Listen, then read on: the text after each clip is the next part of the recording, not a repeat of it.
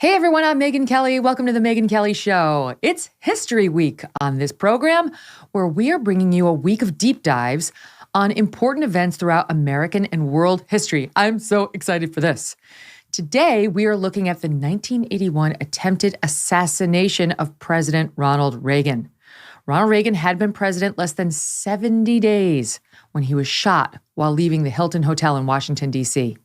The gunman, John Hinckley Jr., was just feet away, and the president was wounded when one of the bullets ricocheted off the limousine and struck him under the left armpit.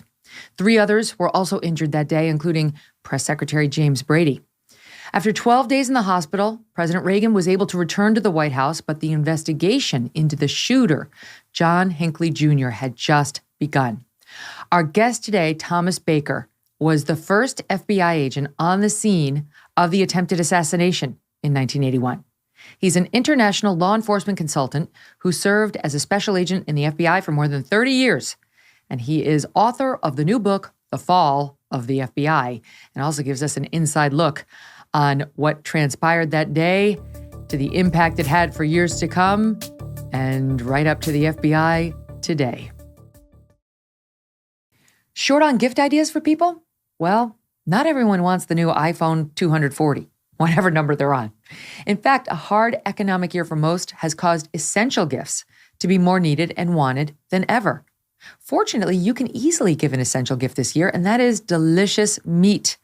Good Ranchers has gift boxes and gift cards so that you can give America's best meat and seafood this Christmas, and you should. With discounts on orders of 5 boxes or more, you can save on gifts for the whole family or your business. With 100% American USDA prime and upper choice cuts of beef, chicken, and seafood, you are sure to beat out the new socks and regifted candles for the best gift of the year. Head on over to goodranchers.com. Use the code MEGYN, MEGYN, at checkout for $35 off your delicious gift of meat. If you know someone that likes meat, then you know someone who's going to love Good Ranchers. Your gift goes farther with them because they take the premium price out of premium meats. Go to goodranchers.com and find the perfect box for you or a loved one in their curated selection of hand-trimmed meat and seafood. Give the best meat in America. Support local U.S. farms and get $35 off your essential gift with my code MEGYN today. Tom, welcome to the show. Glad to be with you. The pleasure's all mine. I'm really looking forward to this discussion. So I remember this event that we're going to kick this interview off with because I was a 10-year-old girl living in upstate New York, and I remember exactly where I was even as a young girl when the news hit that President Reagan had been shot. And it was such a huge deal. This is back in, of course, 1981, before we all had cell phones. People were running out on their front porches and yelling it to each other down the road, like, President Reagan's been shot, President Reagan's been shot, which is how I learned about it. It was a very scary time. You were much, much closer to it than that. So let's just start with where you were that day and how things unfolded for you, and then we'll get into Hinckley and his background. And at the moment when the shooting happened, I had been at a meeting and I was in my own car, my bureau car, government car, emerging onto the street, and I had the commercial radio on. I was listening to the WMAL in Washington that time, news and music. And as I'm emerging onto the street, I hear a flash that President Reagan has just been shot in front of the Hilton Hotel. So I immediately got on the bureau radio, the net to the Washington field office, and I asked, which Hilton is the incident at? Because in Washington, D.C., as you probably know, there are 2 major Hiltons, the Washington Hilton and the Capitol Hilton. They were both north of my location, and I started in that direction. But it turned out that there were a lot of reporters with the President Reagan at the time he was shot, so the news was instantaneous.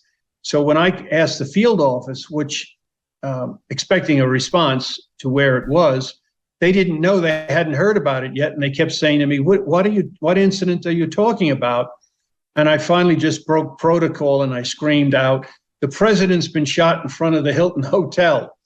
Eventually, I heard on the commercial radio, it was the Washington Hilton, and I continued there. and I probably got there in only 3 or 4 minutes. But that's where I was at the time when this all came about. I mean, 1981 wasn't that far after 1963 and the assassination of John F. Kennedy. And so I'm sure there were a lot of guys, maybe yourself included, but a lot of guys around the Bureau who either had been around for that assassination or knew guys who had been around for that assassination. And that one wound up just being a debacle for law enforcement, for the FBI, you know, with Jack Ruby shooting the suspect in that case, Lee Harvey Oswald, before he ever got a trial. So it's like, I would imagine as a law enforcement officer with the FBI, the stakes were already high. You've got the attempted assassination of a president, and you've also got like, whoa, there's a lot to be careful of here. We're in a very precarious position. Yes, a lot of bad history. And when the Kennedy assassination actually happened, I was sort of in the position you were with the Reagan attempted assassination. I was a very young person, still in school. And so I remember it from that angle, as so many millions of people do. But at the same time, in the FBI, and it turns out in the Secret Service and elsewhere, we studied the assassination attempt, and it was, and you describe it well, it was a debacle. It was actually a disgrace from a law enforcement point of view, the way it was handled. There were no proper protocols in place. It's well known now, everybody, and I say everybody, the FBI, the Secret Service, the Dallas Police, the Dallas Sheriff's Office, everybody was fighting with each other. It was really disgraceful. So over the years and in new agents training and in ongoing training for major case management, we had all studied the Kennedy assassination. So the minute this happened and I realized what was going on and I was driving up to the scene at the Washington Hilton, that Kennedy assassination was very much in the forefront of my mind. And I just said to myself, we can't screw this up. We have to handle this right. This is a historic case. It turns out a lot of other people had that same interpretation or that same approach to that incident. When you got to the scene, and now having lived in D.C. for a few years, I'll tell the audience, they call that the Hinckley Hilton. I mean, that's how they now refer to that hotel where we've had a lot of broadcasting events and, you know, mixers and so on. But so when you got to the scene that day, what did you find? Well, I got to the scene and I'm trying to reconstruct it probably within 5 minutes of the incident. So as I arrived, there were still numerous ambulances arriving, and ambulances continued to arrive at the scene. And as I couldn't find a place to park or anything, I just pulled my car to the side and got out of my car. And it's funny how one's mentality is. I was in an executive level position in the Bureau already at that point, and I had shown up on occasion in and around Washington, D.C. when I'd hear there was a bank robbery. So I just go to the scene of the bank robbery just to kind of look in on it and show my face. And whenever I got there, there was always already a half a dozen or a dozen agents along with the police working the scene. And I guess I had it in my mind that's what I'd come upon this time. But that wasn't the case. Turns out I was the first FBI agent there. And I already had in my head, I had about a half a dozen assignments I already wanted to give people and start telling people what to do. And I was the first FBI agent on the scene, a very chaotic scene. The ambulances were arriving. After about 5 minutes, two very heavy, big Marine Corps helicopters appeared above the scene, and they stayed there for about 5 minutes. Turns out they were self-dispatched, and they were making a tremendous amount of noise echoing down through the buildings. So it was a chaotic scene I came upon. So when you got there, I assume President Reagan had already been whisked off, but what had he? Yes, he was whisked off immediately. He was being pushed into the car as he was being shot, we now know. So he was on his way to George Washington University Hospital. The police had and Secret Service had just pushed Hinckley into a vehicle, which apparently was departing the scene as I got there. I must tell you, Megyn, based on studying the Kennedy assassination, I was apprehensive that there might be a bit of what's called a turf war or some unpleasantness, but that was not the case whatsoever. There was, and I'll repeat this probably again before our discussion's over, there was an overwhelming amount of cooperation. As I got out of my car, a man came running up to me, Lieutenant Wilson of the Washington, D.C. Homicide Squad, and he knew me from a previous incident, and he had the revolver in a glassine envelope that his officers had just taken off of Hinckley. Wow. And he said, "We have the gun. We want to give it to you." And I said to him, "Hold on. There's a truck from the FBI lab coming," because I had been on the Bureau net in the whole 2 or 3 minutes driving up there, and I knew the laboratory itself was dispatching an evidence vehicle. I said, "Give it directly to them to shorten the chain of custody." Right. So that's the first person who came up to me. Within another 30 seconds, and once again, it was lucky that we all knew one another, a man came up to me by the name of Powers, who was the agent in charge of the Secret Service Washington field office, and we had met on previous occasions. And his opening words to me was, "You're the FBI. You're in charge now. Are you taking charge?" That was his opening words. Well, it turned out the Secret Service had been trained to this new paradigm, the same as we had been. Nobody wanted to make the mistakes that were made in the Kennedy case. Mm-hmm. And what had happened, I should have mentioned, between or in the years right after Kennedy's assassination, as you know, there was the Warren Commission and other people looked at the Kennedy assassination. A federal law was passed because actually, when Kennedy was shot, there was no federal law against shooting, killing, or assaulting the president. So a new law, a new statute was passed that once the president has been assaulted, much less assassinated, the investigation falls to the FBI. Protection of the president up until then is the jurisdiction of the Secret Service. It turns out they were trained to this as we were. So the cooperation was textbook perfect that day. Wow. I mean, can I just ask you, what must that have been like? What was that like within moments coming up to a scene where the president of the United States was just shot in an attempted assassination, and you've got the lieutenant running over to you saying, "We've got the gun," and trying to give it to you? I mean, is there any element of you as a man just feeling like, oh my God? That was exactly it. It was... The "oh my God" was that whole 2 or 3 minutes riding up there. I knew this is really something, we have to do it right. Now, I must tell you, it'd take a minute or two to tell you this, the background to that day.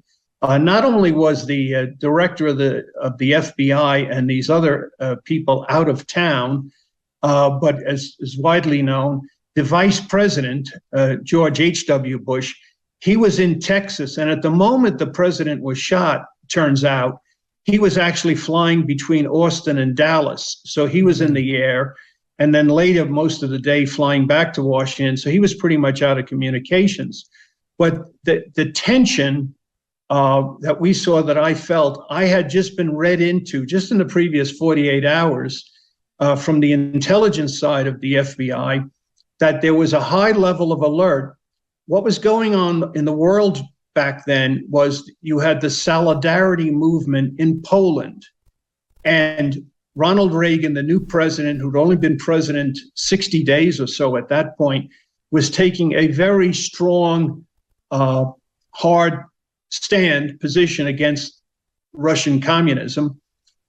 And what we had just become aware of, the FBI had just been told by other entities in the federal government, that there was a possibility that the Russians might have a full-scale military intervention into Poland. So that was in our minds, and we had been asked, the Washington field office had been asked to task all of our assets and all the possible communications we could become aware of if we found out any iota of information about the Russian intentions, that we were to immediately advise headquarters, and headquarters would advise the National Command Authority, essentially the president himself. So this was the tension in the world. And I don't think the FBI knew it, but we found out later that the Department of Defense and the White House had only found out in the preceding hours before the shooting, that the Russian picket line of submarines, and they always, in the Cold War, had a picket line on both coasts of ballistic submarines aimed at the United States, and the United States government was very much aware of that. They had moved in. They always stayed a certain distance away, and just in the previous hours, they had moved in close. So this is all coming together. So that added to the extra stress of the thing.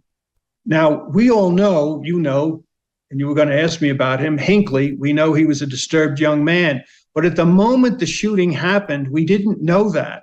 So we were very concerned, is this part of a bigger conspiracy? Is this part of something perhaps being engineered by the Soviets, the Russians, and are other people elsewhere going to be shot? So that first hour or two early that day, it was, I describe it, and later when we looked up it and we did a lot of studies about it afterwards, it was a crisis situation. It evolved into a major case, but at that first hour or two, we considered it a crisis.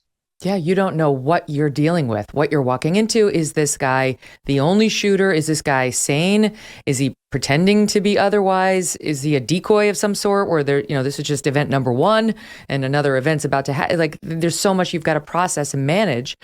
So I'll go back to the scene for a second. President Reagan had been taken away, but there were 3 other victims. Press Secretary James Brady, Secret Service agent Timothy McCarthy, and D.C. policeman Thomas Delahanty, shot respectively in the head, in the side, and in the neck. So those are serious wounds. And we know, of course, with James Brady, he would never be the same again, though everyone would live. And so were they still on scene, or had they been taken in ambulances? The ambulances were arriving and leaving as I got there. And you just touched on something very important. From a law enforcement point of view, we had the main crime scene right there at the Hilton, and it turns out with an awful lot of witnesses who had to be interviewed. Right. But very quickly, we realized we had several other crime scenes. The president was taken, as were one of the other victims, to the George Washington University Hospital, but one or two of the other victims, I think Delahanty and McCarthy, were taken to DC General Hospital. So we had 2 different hospital scenes. Then we quickly found out we wanted the Secret Service limousine, the president's limousine. That in itself became a crime scene because that's where he was hit, and that's where one of the bullet fragments was. So we had to secure that crime scene. So we had, just in DC, in very short order, we had about 4 different crime scenes in addition to the main one at the Washington Hilton. My goodness. In these situations, do the doctors doing the surgeries know everything's evidence? That we're going to have to save every fragment that is removed from this person, whether it's the president or the other 3 guys, all of its evidence? Well, we were somewhat lucky in that regard. The hospital, being in the District of Columbia in those days, the emergency room in that hospital saw a lot of shootings. So the urban situation was such. So the doctors and not just the doctors, the nurses, the technicians, they had some familiarity with the protocol with shootings. So that was an advantage. We had in the FBI a priority, and it very quickly spread. And I was in touch with the supervisors I was sending to the different scenes, a priority of doing this investigation correctly, making a textbook perfect. We didn't want to leave anything where there could be, 6 months later, allegations of a cover-up or a conspiracy or these things that came up after the Kennedy shooting. So we wanted to do everything right. And that was our priority, securing the evidence. A lot of evidence was actually at the hospital when Reagan, and we may be talking about him later in the discussion, but he was quite a remarkable human being, and he did have this wonderful sense of humor. And he was very popular at that time, and everybody really loved him. And so that affected people, their emotional involvement in the whole case. When he arrived at the hospital, the emergency people there, as is their protocol, they literally cut his clothes off him. And his clothes fell to the floor. His suit was bloody. His shirt was totally blood-soaked. It all fell to the floor. It turned out he had very little on in his pockets, like most presidents. He didn't carry a wallet. But all of that just fell to the floor in his blood. And some of our agents, one in particular, was on the scene very quickly after this happened, and they started to just gather up this material that was on the floor. Right, because that's evidence too. Well, so Ronald Reagan and the stories about him going into that ER are pretty spectacular, which I'll get to in just a bit. So let's rewind. Not yet all the way to the beginning of Hinckley, but let's rewind to the actual moment of the shooting. Because it's interesting to me to start with the crime scene and discuss that, and then go back, and because everybody knows who shot Reagan, it was John Hinckley, and that backstory is a whole other ball of wax, which we'll get into in detail. So Hinckley did show up there. We now know he did act alone. He wasn't a Russian operative. He was a lone wolf, and we'll talk about his reasons. But how was it so easy? How is it so easy? You know, in today's day and age, we think impossible just to show up at a hotel, get in, the crowd, and shoot 4 people, including the president. Okay, well, a key to that explanation is a man named Al Fury, who was the director of security at the hotel at the time. He was a former Washington Metropolitan Police Department detective who had worked very closely with the FBI.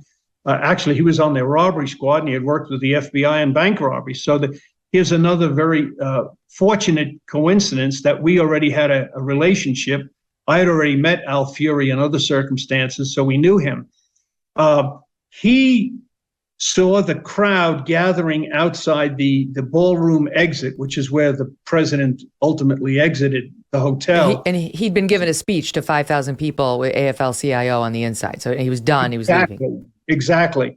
And before the president exited from there, Al Fury was there at that exit, right at the curb, with the general manager of the hotel, Bill Smith. Now, the Hilton Hotels system, they had a tradition that whenever the president or somebody like the president was at the hotel leaving, that the general manager always saw the person off. So Bill Smith was waiting there, and Al Fury, the director of security, was waiting beside him for the president to exit. Al Fury, and he was interviewed extensively about this later on, he saw this crowd beginning to gather. Now, it wasn't a big crowd. It was only a crowd of 10 or 15 people, almost all of whom were professional journalists, photographers from the media. And the picture you're showing right now is a photo that he actually took that photo. Al Fury took that photo. This is the before. What he did, yeah. And Al Fury Everyone looks normal. Everyone, people are just hanging out, waiting. It's clearly, they have no idea what's about to hit. Look at it closely. He called to the crowd then. He took a picture of them because he was like a photo buff too.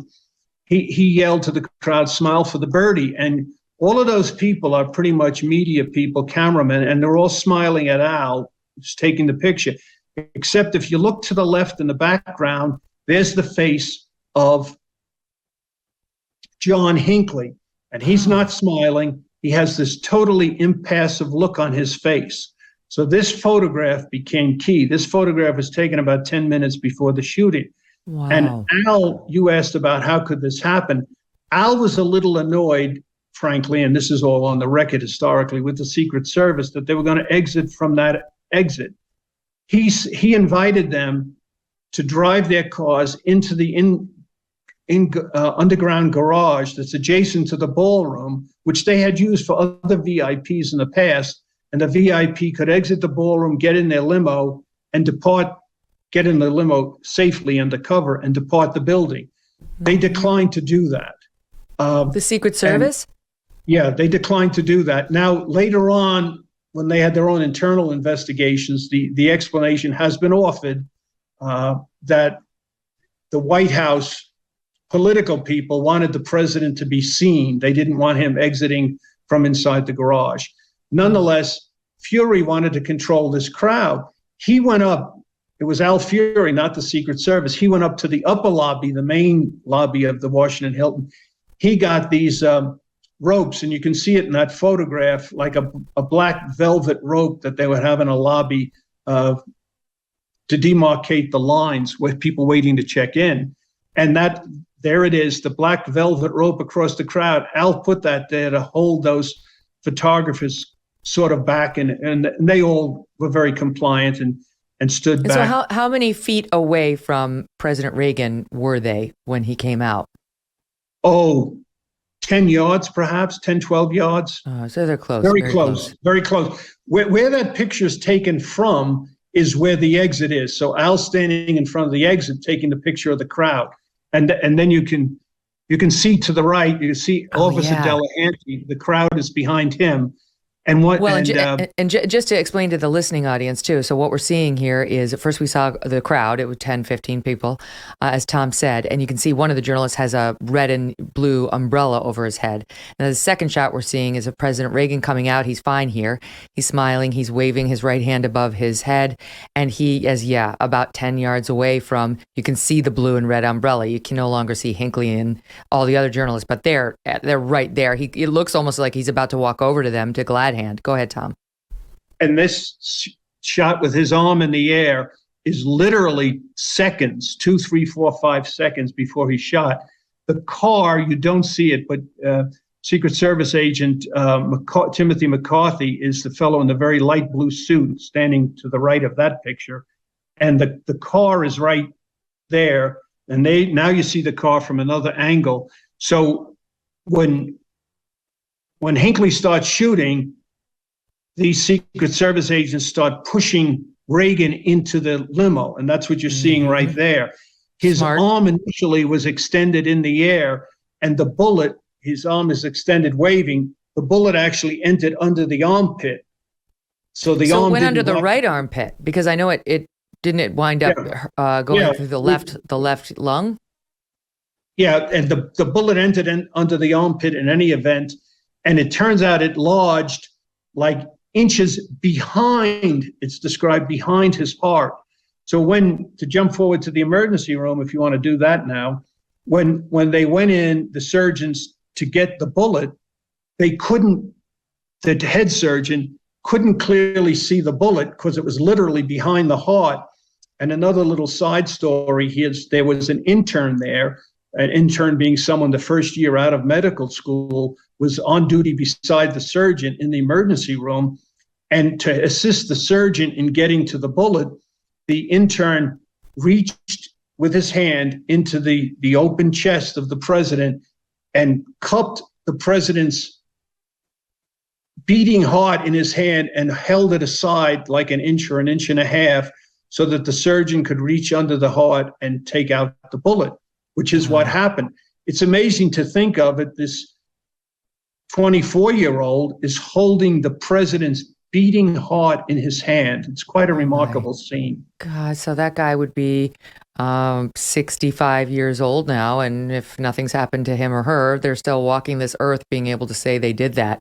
That's extraordinary. And you know what, to the surgeon's credit, that's how you train the interns in medicine and the residents, whether it's the president of the United States or it's not. They always used to say, I know a lot of doctors, and they always say, like, the last thing you want to do when you go into a hospital and you need a surgery is say, give me the head of the department.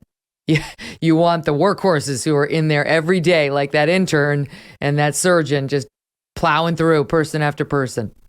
Yes. And what was a little more tense for them, they had just discovered, I think they had just discovered it, Hinckley had this unusual, the weapon he had, the revolver, was only a .22 caliber weapon, but he was firing these rounds, 22 shorts, that were called devastator bullets. So there were a hollow point bullet that had this explosive powder in the hollow point of the bullet, and they were supposedly going to explode on impact. One of them did, unfortunately. The one that hit Brady, the press secretary, in the head. That exploded, we now know, in him. And that's what did so much damage in his brain. The bullet that's sitting behind the president's heart was also a devastator round, but it had not exploded. And I'm not sure if they knew, the surgeons at that moment, that this was a devastator round, because it was all happening so fast. We may not have known. So it could still explode? I mean, when they were taking it out? That has to be on their mind as a concern, you know. Whoa. And was it easy back then? I don't know anything about devastator bullets, but was it easy for Hinckley to get them? Yes, and it probably would have been easy today. What happened was, and we also quickly learned this that afternoon, which we'll probably get to this in telling you this account, but we very quickly set up a command post in the Washington Hilton. Al Fury and Bill Smith offered us a suite of rooms right off that entrance. So we had what we call in law enforcement a forward command post, a command post right near the scene of the crime. And as you mentioned earlier, there were no cell phones in those days. We were just starting to have car phones, actually. So the Hilton people, in minutes, set up in these command post a whole bunch of extra phone lines. They ran in, set up the jacks and everything. So we were calling from there all around the country. We very quickly determined that Hinckley had been in Dallas, Texas, just days before coming to Washington, D.C. Mm-hmm. So we sent phoned a lead to Dallas. I contacted my counterpart, who also happened to be a personal friend, Gary Penrith, who was the ASAC, that's the second in charge of the Dallas office, and gave him some of these leads and continued to keep an open line to him all day. They went out, they found this place, this pawn shop, Ricky's pawn shop, where he purchased the gun. And an agent went in there within hours of the shooting and obtained all the paperwork. So he went in, purchased the gun legally at a pawn shop. If you're like me, you're growing more and more concerned about the future. The market's all over the place, and inflation is at its highest level in 40 years. Interest rates are skyrocketing. Market experts are predicting possibly recession, possibly bad one, using scary terms like economic hurricane. If you want to protect your future, call a precious metal dealer I trust, American Hartford Gold. They can show you how to protect your savings and retirement accounts by diversifying your portfolio with physical gold and silver. All it takes to get started is a short phone call, and they will have physical gold and silver delivered right to your door or inside your IRA or 401k. And they keep it simple. This is the highest rated firm in the country with an A+ rating from the Better Business Bureau and thousands of satisfied clients. And as an exclusive offer for my fans, if you call them right now, they will give you up to $1,500 of free silver and a free safe on qualifying orders. So don't wait. Call now. Call 866-518-2955. That's 866-518-2955 or text Megyn, that's MEGYN, to 65532. Again, that's 866-518-2955 or text MEGYN to 65532. And then would come the shock of going into his hotel room, I think, in D.C. Is that where you went? Like, you tracked down where he was staying? Yes. So what happened, if I can back up a little bit in the sequence of this, he was taken, and once again, Lieutenant Wilson told us this is one of the first things he told me. They took Hinckley to the homicide office of the Washington Metropolitan Police headquarters. I sent immediately by name 2 agents over there, eventually 3, but in any event, George Schimmel and Henry Regal, who were very good agents and very good interviewers, to get him. They went over there, they got him, and the police said they hadn't attempted to talk to him yet at all, turned him over to us. These agents took him to the Washington field office. That photograph you're showing now is he in the Washington field office with our case number. He's holding it up there. They interviewed him. He didn't deny his identity. He didn't deny what he did. And he told them he had been staying at a hotel in D.C., the Park Central. So we immediately sent the police and FBI, went to the Park Central, did not go in the room. We wanted to do everything by the book.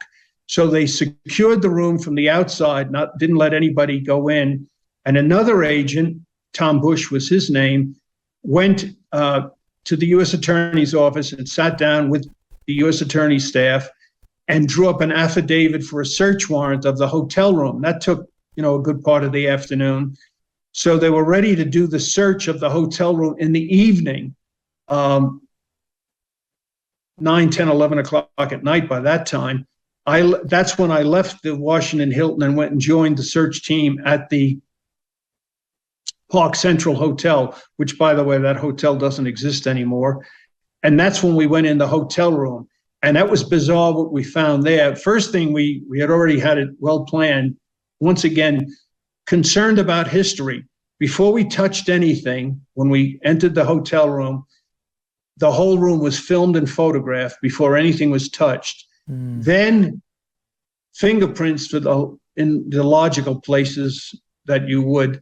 They dusted for fingerprints just in case it ever came up in the future that he was with somebody else, or there was an allegation that somebody else was with him. So they collected fingerprints. And then we looked, and there on a desk, there was like a desk table in the room. He had laid out his entire plan. He had a portion of the morning's newspaper laid out where they had the president's schedule. That's something that's changed. But in those days, they would always print in the Washington, D.C. papers the president's schedule for the day. He had that circled where the president was talking to this AFL-CIO labor group at the hotel. He had that circled. He had a map of D.C. with the Washington Hilton Hotel circled.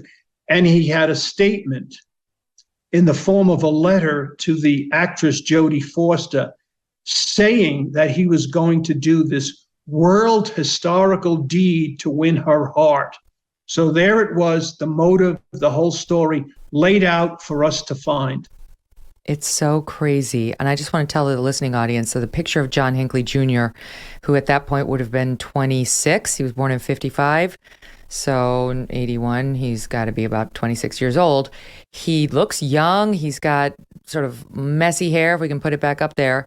He's kind of long, long hair. He doesn't look deranged in the picture. He looks, I don't know, like, I don't want to compliment John Hinckley Jr., but, somewhat handsome, I guess.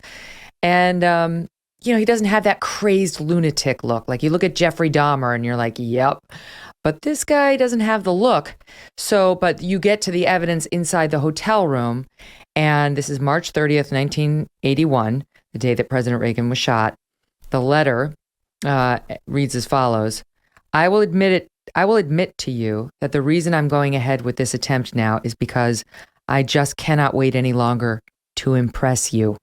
I've got to do something now to make you understand in no uncertain terms that I am doing all of this for your sake. And it ends with, I'm asking you to please look into your heart. Again, this is Jodie Foster. And at least give me the chance with this historical deed to gain your respect and love. I love you forever. John Hinckley.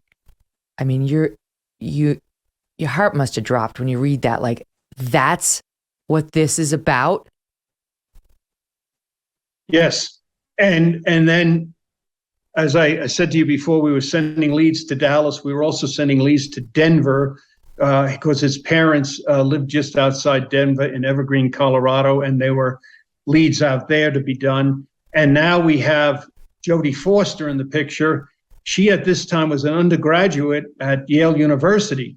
So we immediately sent leads to New Haven for the agents there to locate and interview Jodie Foster, which they did that evening. And it turns out Jodie Foster had been bothered, or in a manner of speaking, harassed by this fellow for quite some time. And she's living with the typical undergraduate college thing with 2 or 3 other young women. And she recorded some of his phone calls to her. The agents in New Haven, she gave them the tapes she had made. They immediately, which is the practice with evidence, they make what they call a duplicate copy. And then we work from the duplicate copy. We don't touch the original again, that evidence. So they sent the duplicate and the original to the Washington field office immediately, because we were the office running the case, the Office of Origin and FBI talk. And what was kind of interesting back in those days, something the FBI did, or rather irregular, some people would say, but to get evidence from one end of the country to the other, the agents would go to the airport, and the next nonstop flight going from New Haven to Washington, D.C., they'd go to the pilot. There was a great camaraderie and working relationship between the airline pilots and the FBI, because they had been training together for airline hijackings and things.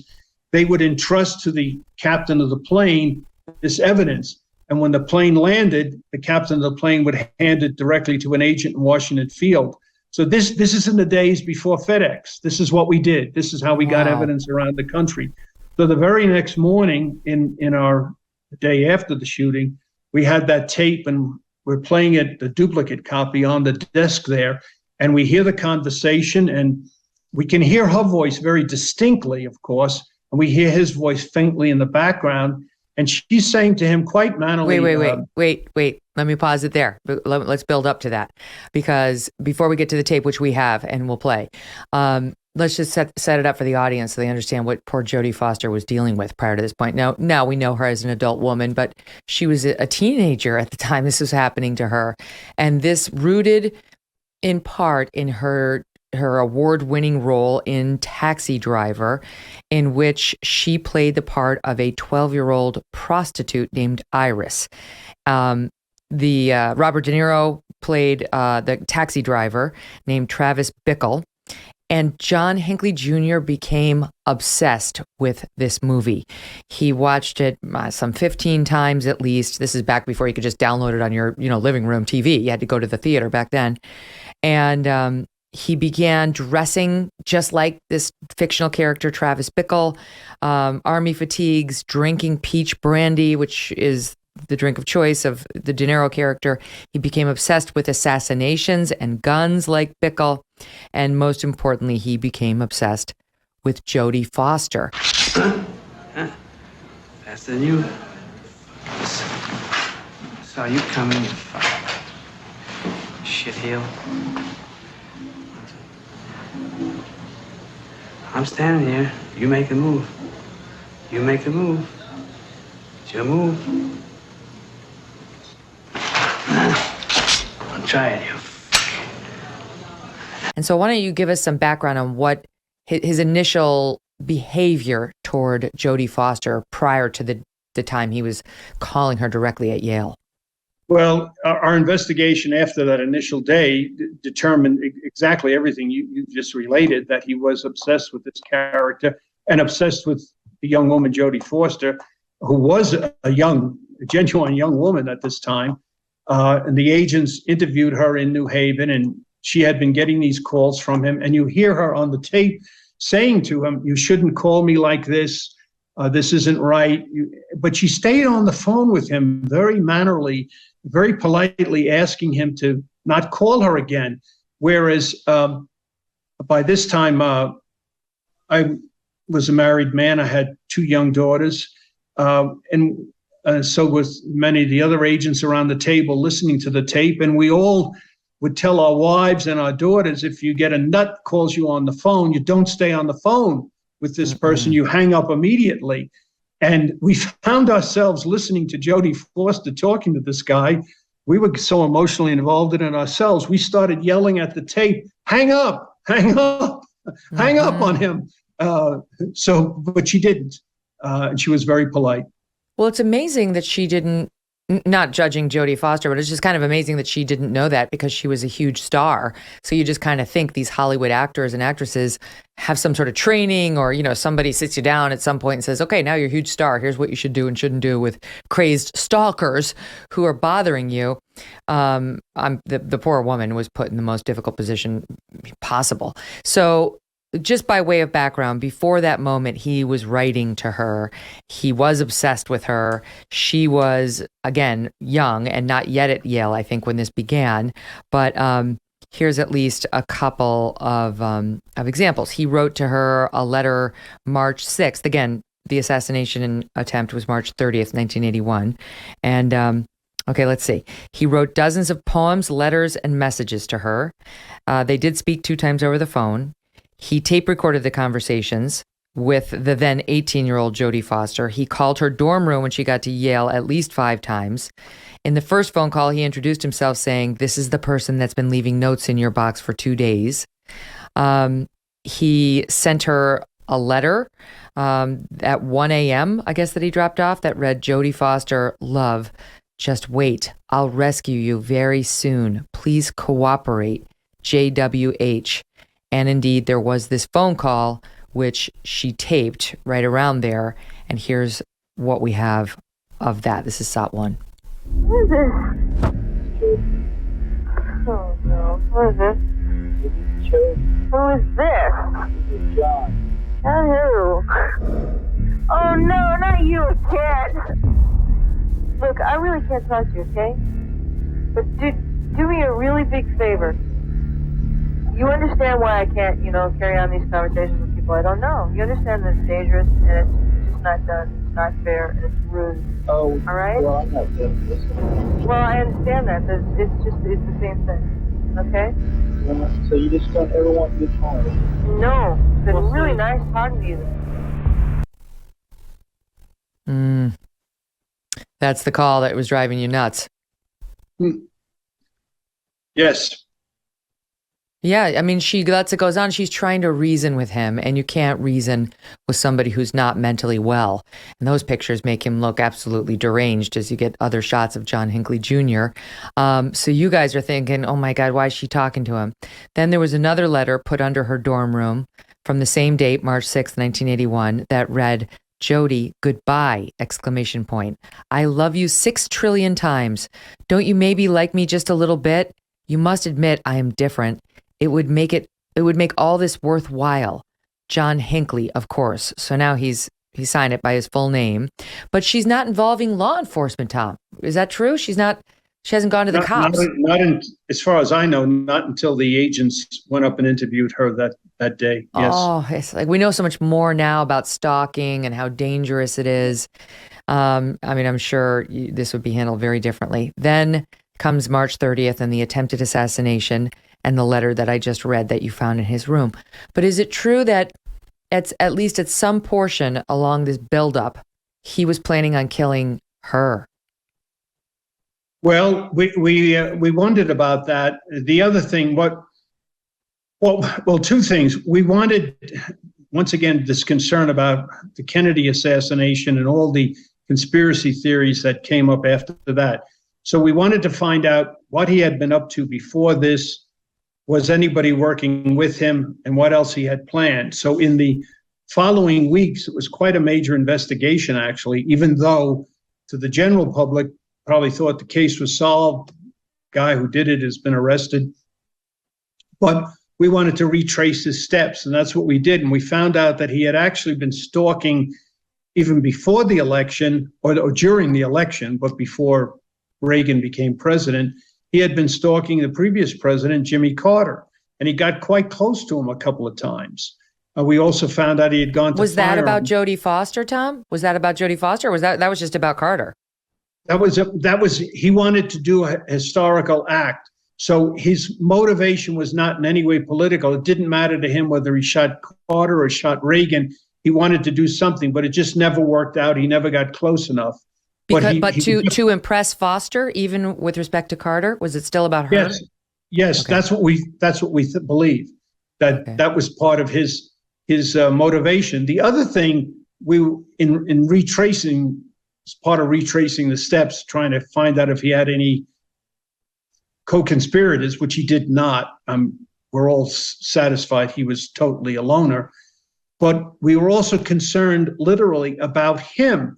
If you remember the Kennedy assassination, one of the real disgraceful things about it was that through mishandling by law enforcement, this fellow Jack Ruby was able to get close to Lee Harvey Oswald, the assassin of President Kennedy, and kill him right on national television. We didn't want anything like that to happen, so we were very concerned. Routinely, what would have happened to a federal prisoner, criminal prisoner in Washington, D.C. in those days, he would have been in the D.C. jail, which then and now really, but then was considered not a very safe place. And here's John Hinckley, who you even see in the pictures of him, to be fair, was a very soft individual. I'll characterize him that way. And if we had committed him, which would have been the routine thing to do, overnight to the DC jail, he would have been in very bad shape the next day, if he was even alive. So we didn't want. What was he like? Was he talking crazy? Did he seem crazy? No, he was very impassive, and I only got to see him once, and that was actually a day later at his arraignment, and it was just like the picture that Al Fury took of him. Just a blank face, no emotion, no fear either, just a plain blank face, no sign of anything that you would see in any human one way or the other. We were concerned about him. This is a key point. So what we did something very irregular, which has not come back to haunt us. We took him outside the district, and in a caravan of cars, FBI agents, we took him all the way that evening to Quantico, Virginia, where we had FBI had a long-term, very good relationship with the Marines at Quantico. And within that Marine Corps base, they have, like every Marine Corps large base, I guess, they had a brig. They used the Navy term brig, which is where they would put any misbehaving Marines, lock them up. And there were few, if any, prisoners in the brig at Quantico. But the Marines took him from us, locked him up by himself. Agents stayed there that night too, but the Marines secured him. And then the next morning for his arraignment in district court in the District of Columbia, in another caravan of cars, we took him back to the arraignment. I went with the case agent. Frank Wyckett was the fellow we chose to be the case agent, to his initial appearance, arraignment, the following morning. And that's the only time I physically saw Hinckley, actually, and he was the same way. But this was the kind of thing we did because we didn't want anything to happen to him. No. Can you imagine if he got beat up or killed in the DC jail, the conspiracy theories would be still going on today that there was some kind of cover-up or something. And we did avoid that. And I want to say this in case I don't have a chance to say it later. The cooperation between the Secret Service, the DC police, and the FBI was superb. Everybody cooperated. There was no infighting or anything. And I think it's because of that the whole thing was handled properly as it should have been. No turf wars. So was Hinckley talking? Now, of course, he had the note in his hotel room, and now we know the whole story. But did he talk to law enforcement and say, yeah, I did it to impress Jodie Foster? Yeah, he responded. Well, he didn't initially say that. He told Henry Regal and George Schimmel when they interviewed him that when you get to my room, you'll know why I did it. That's what he said. And he told them where his room. He didn't deny he did it, and he told them where his hotel room was. What did Jodie Foster say? Excuse me? What did Jodie Foster say? She didn't say an awful lot. She said this fellow had been bothering her. And she was, I don't know if it's too strong to say she was a victim, but she certainly was harassed by this fellow. No, she was stalked. Yeah. And she made it her own personal resolve not to talk about this too much in the years since then. I think she's only talked about it once publicly. I could be wrong on that. You can see why. Who would want to relive that or continue calling attention to that? I mean, especially with the president as beloved as Reagan, you just don't want any association with such a dark chapter, but she has it, unfortunately, through no fault of her own. It's the final days for the Christmas and holiday season sale from Genucel. Everyone, listen up. I love this company, and you will too. From now through Christmas, Genucel's most popular package. I love this. They've idiot-proofed it. They've given you all their best stuff. Everything that people love most. So if you're like, I don't know what to get, I don't know what the products are, just get the most popular package. It's right now 70% off at Genucel.com/MK60. Treat yourself and a loved one to the absolute best skincare in the world. See those troubling forehead lines or the fine lines or the skin redness or the pesky bags and puffiness, and even a sagging jawline disappear right before your eyes with Genucell's most popular collection.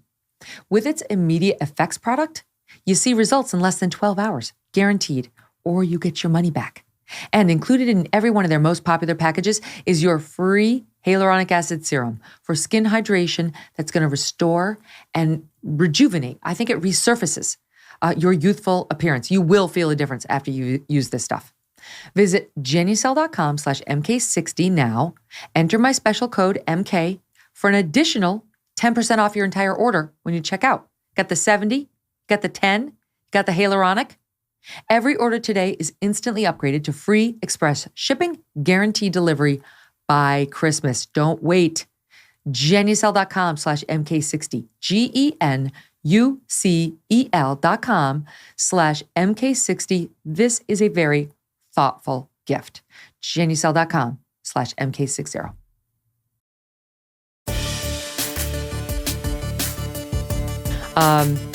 So you go through, they're gearing up for a trial now. And as I understand it, there was at least one interview or deposition. I'm not sure what, I read the word deposition, which sounds like the wrong word to me in a criminal case, but he gave some sort of testimony, or she gave some sort of testimony, and he was there for it? I believe so. I believe that is what happened. And at the trial, and we can go back, which you probably want to do, to our interview of President Reagan, but the U.S. Attorney's Office and the defense didn't push it. Reagan didn't testify, and James Brady, who was, as we all know, was in very bad shape, he didn't testify. But the other two victims, Officer Delahanty and Secret Service Agent Timothy McCarthy, both testified. And I think Jodie Foster, as you said, used the expression deposition. She provided a statement. I think it was recorded. They didn't make her come to the courtroom. I think they just played her statement there. Okay. I had read, I'm looking for it in front of me. I don't see it right now, but I had read that she gave some sort of testimony and he was there, and there was some awkward moment that followed. But in any event, so you had to interview. That could be so, yes. Yeah, because you have the right to confront your accusers. Yes. Yes. Okay. Let's see. Hold on. I have it here in front of me. So she was required to give a deposition for the trial. Again, that sounds like the wrong word, but okay. When Jodie denied a relationship with John Hinckley, he got up and walked out. He left the room because he was, again, I've talked to my audience about this, what we call an erotomaniac. That is somebody who thinks that they are in a love relationship with someone they've never met. I've had one of these stalkers, and it's extremely disconcerting. And the last thing you're supposed to do is communicate with them. So she didn't know that. There wasn't enough research on stalkers and how to handle them back then. But that's why he was so insulted that she was saying they did not have a relationship. Now they go to trial. You said that we didn't need President Reagan's testimony. Why is that? Just because you had enough evidence without that? Well, we had enough evidence without it. The U.S. attorney at the time was Chuck Ruff. I worked with him quite closely. And Roger Edelman was the lead assistant U.S. attorney on the case, who was a very competent person. He later was one of the prosecutors in the Abscam cases, and I worked with him there too. I don't think they wanted to put the president on the spot, and I don't think anybody pushed it. So he was left alone, left out of it, so to speak. Mm-hmm. So just to go back to President Reagan and what happened to him that day. First of all, I don't know whether he would have been a very useful witness anyway, because he didn't see who shot him. Well, what happened was, if I could tell you this, because I think it is one of the more fascinating parts of this.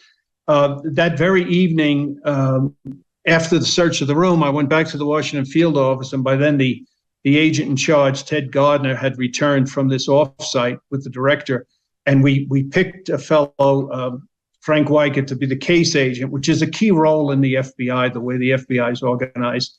And then the following morning, we knew we'd had to interview the president, because he's not only a potential witness, he's also the main victim.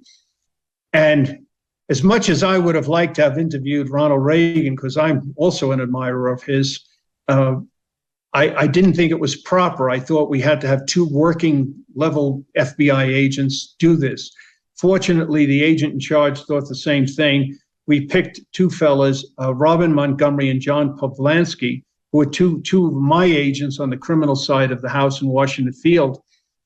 A unique thing about them is that both of them had suffered gunshot wounds themselves. They had been both shot in Vietnam. Robin was a Marine and Pavlansky had been in the Army. They had both suffered gunshot wounds. We thought that was a good thing in this sense, that they would be able to empathize with the president and perhaps have a good dialogue with him. And they did. So 2 or 3 days went by before he was well enough to be interviewed. They went and interviewed him. They will vote. And we instructed them as soon as they were done with the interview to come back and report to us what had happened. They were very touched by him. They said he is just, what in private was just like his public persona. They went in the hotel room. The hospital room. He's in bed. He's lying in bed, and he welcomed them as if they were coming into his home. And he reached over. And there was a typical, as in a hospital room, there was a pitcher of water and a couple of plastic cups. And he started to pour out 2 cups of water to offer to them. Mm-hmm. And Robin jumped over and said, "No, Mr. President, let us do that." And he poured out the glasses of water. But he was like welcoming them into his home. That was his attitude towards them. And then they went back and forth. And essentially he said to them, "I really can't tell you." He said, "I don't remember anything. I don't remember being shot. I don't remember who shot me." But then he said, "I just made all those jokes on television to make the people feel good about themselves." That was his explanation. Well, he did. I mean, he did. He famously said to Nancy, "Honey, I forgot to duck." He famously said to the surgeon, first of all, he tried to walk into the hospital. He tried to walk from the presidential limousine into the hospital, and it wound up collapsing because of the blood loss. And apparently at first it wasn't even clear whether that he knew he'd been shot. Once they got him into the presidential limo, it was like they looked down and he was bleeding and he realized he'd been shot. So he gets in there and he joked with his surgeon saying, "Please tell me you're Republicans," which is such a classic line before somebody cuts him open. Yeah, just reassure me. Well, one of the wonderful lines he repeated to the 2 agents who were interviewing him was where they identified with one another. He said, "You know, it hurts to be shot." And they said, "Yeah, we know." Yeah, right. They did know. So yeah. President Reagan, unlike Jodie Foster, he did talk about it. We have just a little bit of him describing the event on Larry King Live. This is SOT 5. I heard a noise and we came out of the hotel and headed for the limousine. And I heard some noise and I thought it was firecrackers. And the next thing I knew, one of the Secret Service agents behind me just seized me here by the waist and plunged me head first into the limo. I landed on the seat, and the seat divider was down, and then he dived in on top of me, which is part of their procedure to make sure that I'm covered. Well, as it turned out later, the shot that got me caromed off the side of the limousine and hit me while I was diving into the car. And it hit me back here under the arm, and then hit a rib, and that's what caused an extreme pain.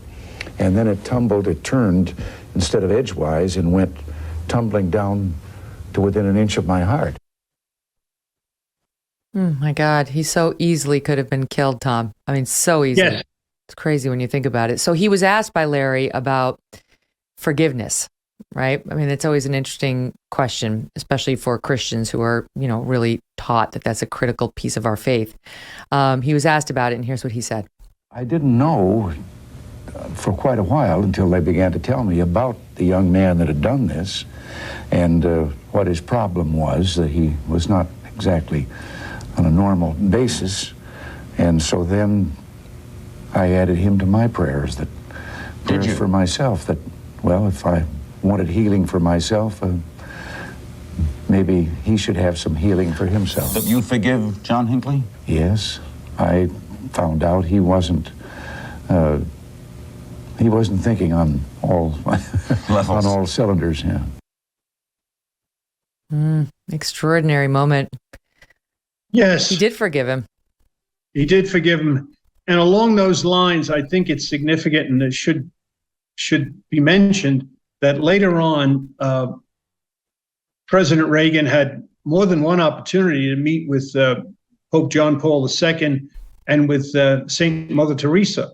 And she came to Washington to see him too. And in their private discussions, he later said that they both these saints told him that his life was spared for a higher purpose. And he said he always had that in mind in the rest of his life, that there was a reason his life was spared. Well, that just gave me a chill. When you think about the end of the Cold War, the Brandenburg Gate, good gracious, all the things that President Reagan accomplished after this. As you point out, he'd only been in office, I think, 67 days when this happened. That's chilling. So let's spend a minute on the trial, and then we'll get to John Hinckley. John Hinckley pleaded not guilty by reason of insanity. And if you look at his background, just to give the audience some facts, he was the son of John Hinckley Sr., who was chairman of the board of Vanderbilt Energy Corporation, a Denver-based petroleum exploration company. He's said to have had a normal childhood, grew up in an affluent suburb of Dallas, Texas. As he got older, he began to withdraw. His parents chalked it up to shyness. Eventually, they moved to Evergreen, Colorado. He went to Texas Tech off and on. He did not graduate. Spent a lot of time in his room alone. Very, very common amongst people who wind up. Normal people do that too, but a lot of these killers, a lot of alone time behind closed doors where nobody can see them. Wrote poems, played his guitar. 75, 6 years before the shooting, went to Hollywood to pursue a career in music. So what happened between 75 and 81 to this guy who was trying to make it in Hollywood as a performer, to this guy who was behind that rope line pulling the trigger 4 times?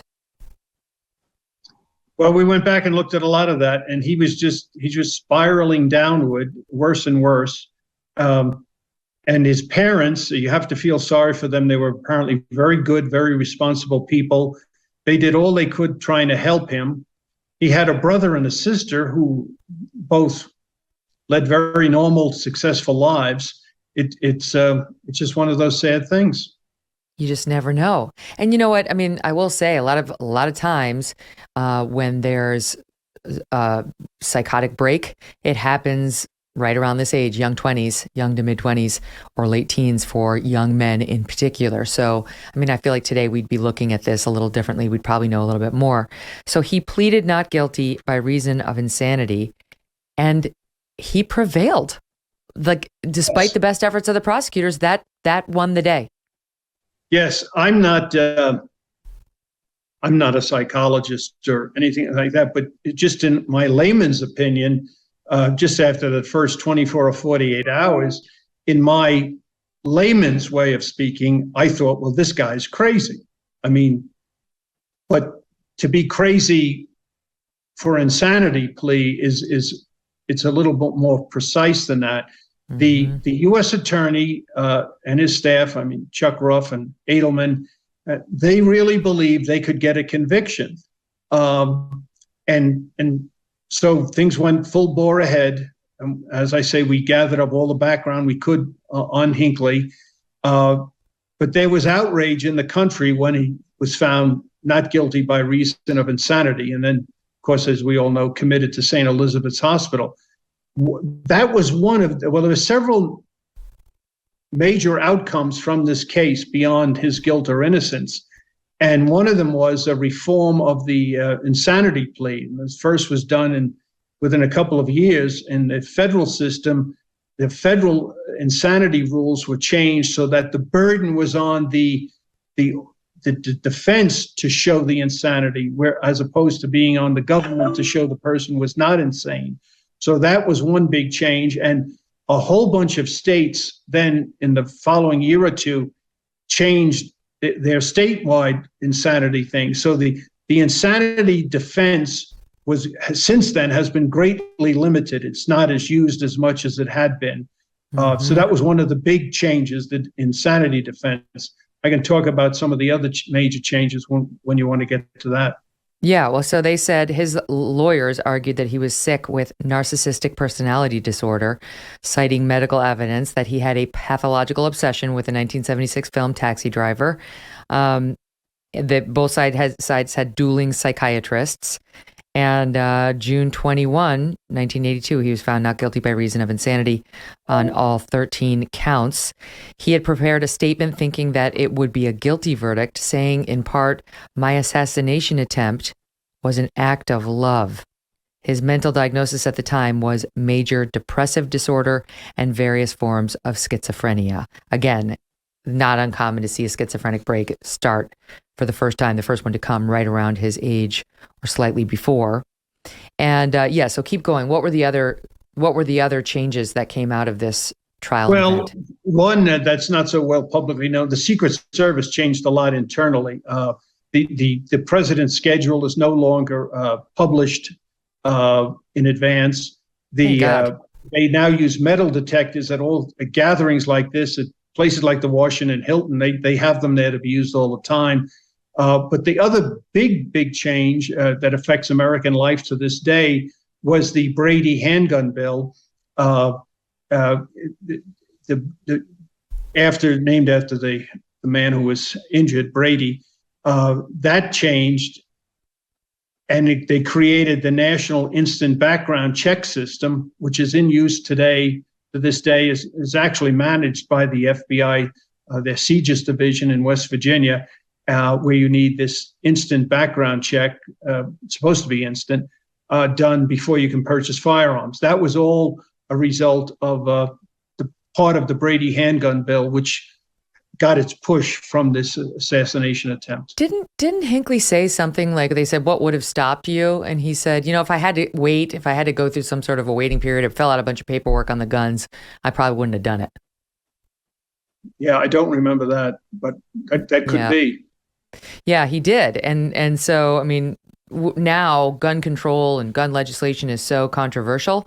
But in this case, you've got a statement from the defendant saying if they'd made him go through a few more hoops, and this clearly is a crazy guy, he might not have done it. And even the gun enthusiasts don't want crazy guys like Hinckley to have such easy access to guns. This was a real problem that we had in our system. My team will tell me where the quote was. Oh, here it is.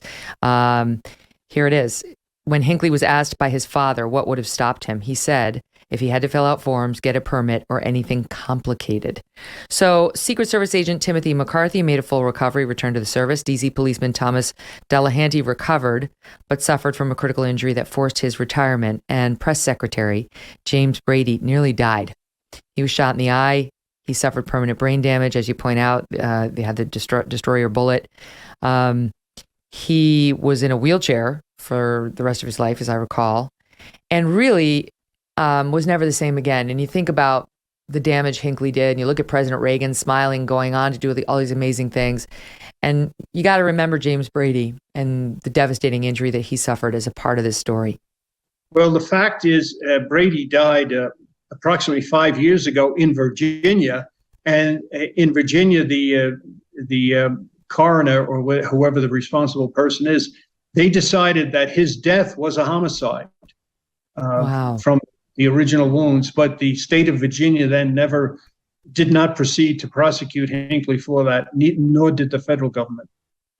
So Hinckley goes off to the mental facility where he stays until this year. Hinckley is a free man right now. Now he is. He was in St. Elizabeth's Hospital, which is was a gigantic federal mental health hospital in the District of Columbia. It's like a village unto itself. I had to go there in connection with other cases with other people, and it's a phenomenal place. But he was then for several years allowed to stay for long periods of time with his mother, who lived in a house in Williamsburg, Virginia, overlooking one of the golf courses there in a gated community. And it was the Secret Service, of course, was always objecting and checking on it because they were always concerned. And it's ironic that his mother's home overlooked one of the, was like 50 feet or so up a little hill, overlooked one of the greens on the golf course. And at that golf course in Williamsburg, over the years, President Clinton had played there, President Obama. I mean, it's that kind of a place. And yet here's Hinckley staying in his mother's house, just overlooking that. So you can understand why the Secret Service was so concerned about that. Eventually, this past year, as you just mentioned, he's been completely free now. He's a completely free man. And this summer into this fall, 2022, he's embarking on a tour, a concert tour. His music that he's was always ambitioning to do. He's going to go perform around the country. We have some of that. I'll play that in 1 second. But first, I wanted the audience to hear him talking about how he sees it now. This is on CBS News 2022. This is him apologizing for what he did.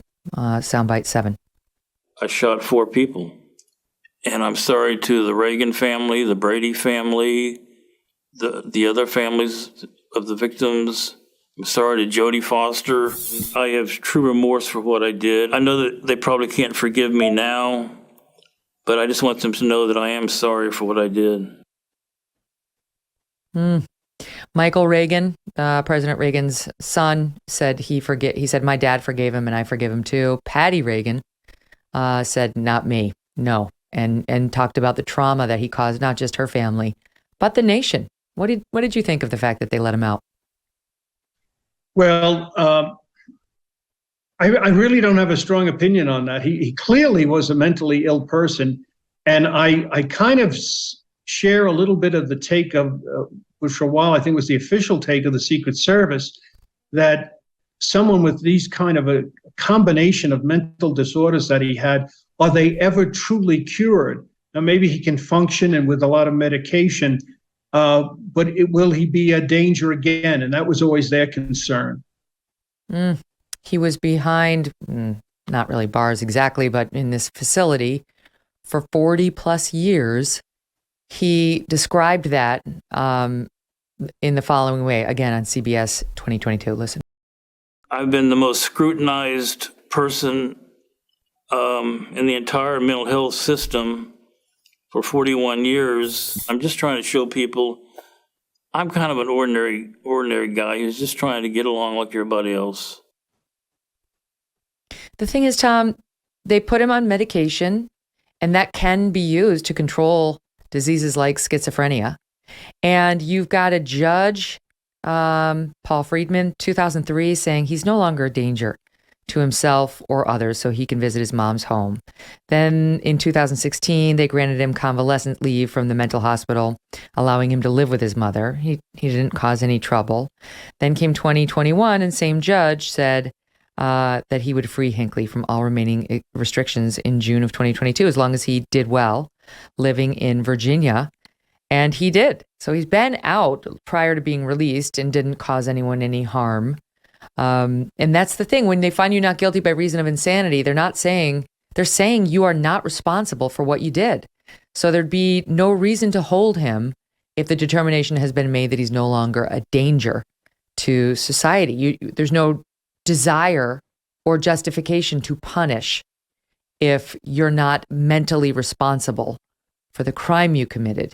And now, to your point, he is trying to make it as a musician. Here is his song, Hope for the Future, in part on YouTube.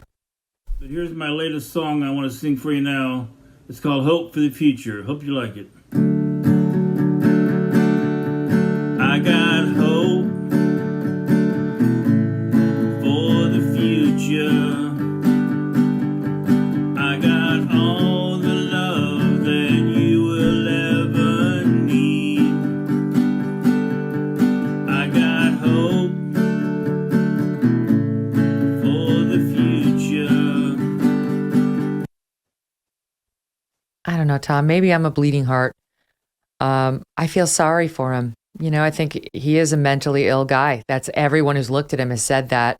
This isn't some deranged lunatic like serial killer.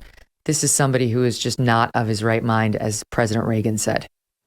Well, I felt sorry for him. And I even, from the get-go, I felt very sorry for his parents and what they went through and how much they sacrificed in trying to help him. And then his mother, who survived the longest, the burden he was to her.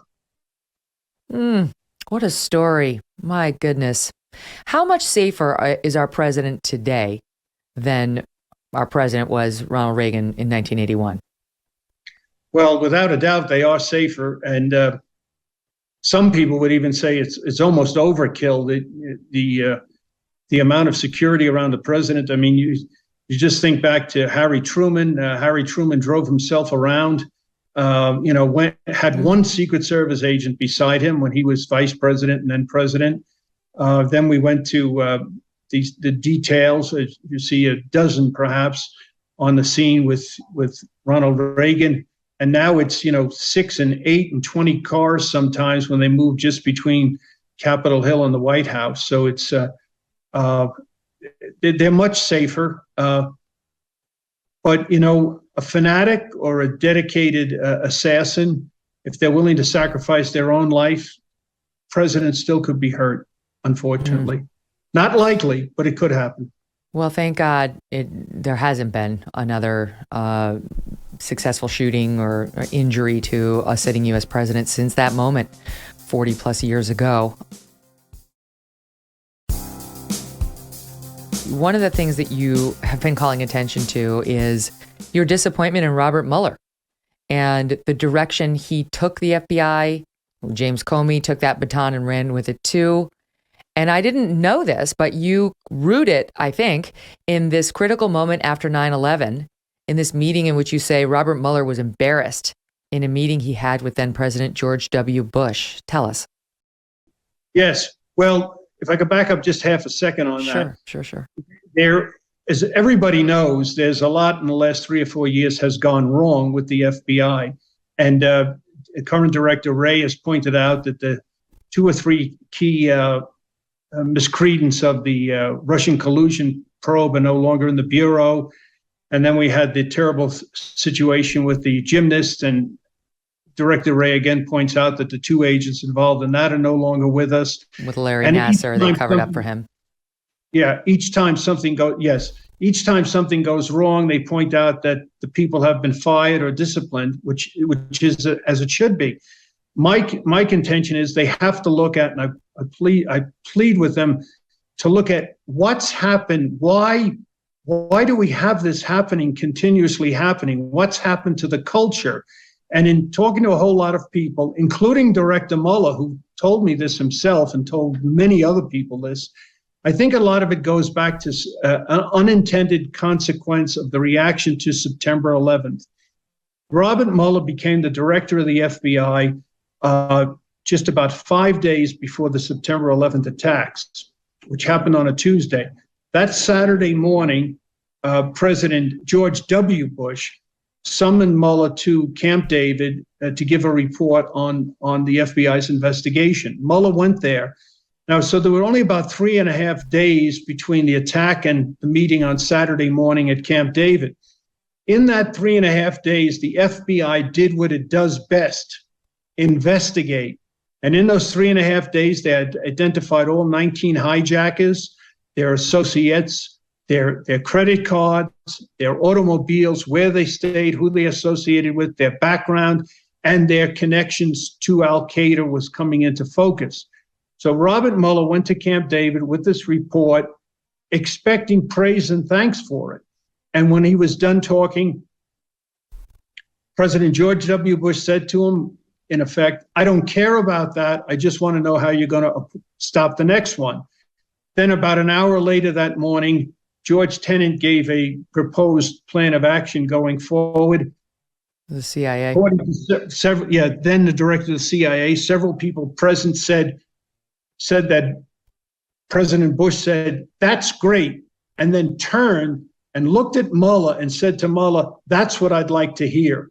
That's what I want to hear. So Mueller went back, and in Mueller's own words, he became bound and determined to change the culture of the FBI, and that's the word he used. and to make it into more of an intelligence agency. And a lot of us have looked at this and we said, well, maybe that's the root of the problem, because when the FBI always had a counterintelligence mission, but they behaved like a law enforcement agency. They were trained to operate within the Bill of Rights. They were trained, as you are in a law enforcement agency, you look forward to the day. Everything you do is going forward to the day where you're going to stand up in front of a judge or in front of a jury and raise your right hand and pledge to tell the truth, the whole truth, and nothing but the truth. That gives you that creates a certain culture. In an intelligence agency, you deal in guesses, estimates, your best thinking at the time, and you deal in deception and deceit, and that's part of it.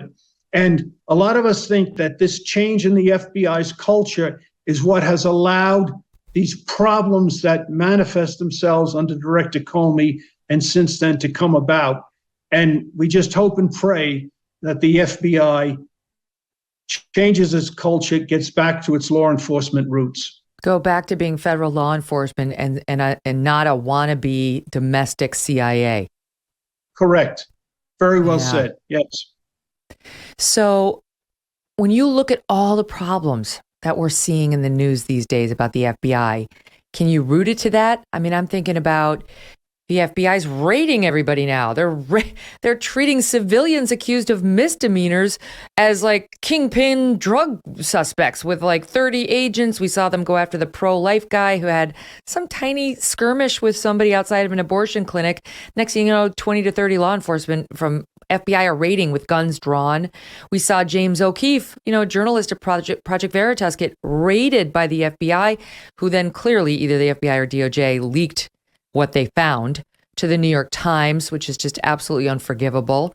We've seen the Gretchen Whitmer, alleged entrapment with people being like, I don't know. And the FBI agents being like, we're going to kill her, right? We're going to kill, like, they're just out of control. So is it all in your mind connected? Yes, it's connected to this cultural change. And I tell you, and I've told people this, and like some defense attorneys today find it hard to believe. But when we were in new agents training and then in our periodic training, legal training, which you got periodically, but in new agents training, we spent a lot of time on the U.S. Constitution, on the Bill of Rights, particularly the 4th, 5th, and 6th Amendments.